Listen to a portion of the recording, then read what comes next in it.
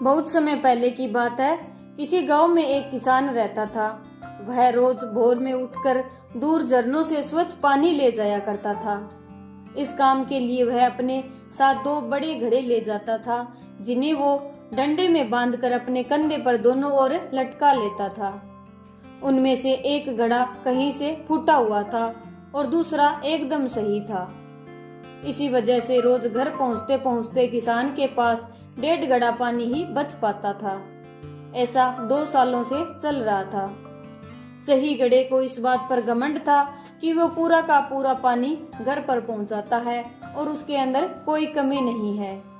वहीं दूसरी तरफ फूटा घड़ा इस बात से शर्मिंदा था कि वो आधा पानी ही घर तक पहुंचा पाता है और किसान की मेहनत बेकार चली जाती है। फूटा घड़ा ये सब सोचकर बहुत ही परेशान रहने लगा। उसने एक दिन किसान से पूछ लिया, उससे रहा नहीं गया।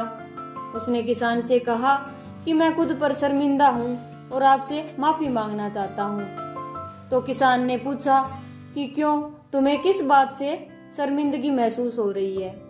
तो फूटे हुए घड़े ने कहा, शायद आप नहीं जानते, पर मैं एक जगह से फूटा हुआ हूँ और पिछले 2 सालों से मुझे जितना पानी घर पहुंचाना चाहिए था, बस उसका आधा ही पहुंचा पाया हूँ। मेरे अंदर ये बहुत बड़ी कमी है और इस वजह से आपकी मेहनत बर्बाद होती रहती है। किसान को घड़े की बात सुनकर थोड़ा सा दुख हुआ और बोला, कोई बात नहीं, मैं चाहता हूँ कि आज लौटते वक्त तुम रास्ते में पड़ने वाले सुंदर फूलों की तरफ देखना। घड़े ने वैसा ही किया। वह रास्ते भर सुंदर फूलों को देखता आया।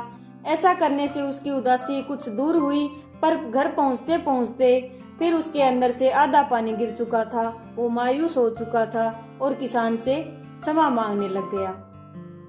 किसान बोला, शायद तुमने ध्यान नहीं दिया, पूरे रास्ते जितने भी फूल थे वो बस तुम्हारी तरफ ही थे। सही घड़े की तरफ एक फूल भी नहीं था। ऐसा इसलिए क्योंकि मैं हमेशा से तुम्हारे अंदर की कमी को जानता था और मैंने उसका लाभ उठाया। मैंने तुम्हारे तरफ वाले रास्ते पर रंग बिरंगे फूलों के बीज बो दिए। तुम रोज थोड़ा थोड़ा करके उन्हें सींचते रहे और पूरे रास्ते को खूबसूरत बना दिया। आज तुम्हारी वजह से ही इन फूलों को भगवान को अर्पित कर पाता हूँ मैं और अपना घर सुंदर बना पाता हूँ। तुम ही सोचो, अगर तुम जैसे हो वैसे नहीं होते तो भला क्या मैं ये कर पाता? ऐसा सुनकर फूटे हुए घड़े को खुद पर नाज हुआ, क्योंकि वह अपनी कमी को अपनी मजबूती में बदल चुका था।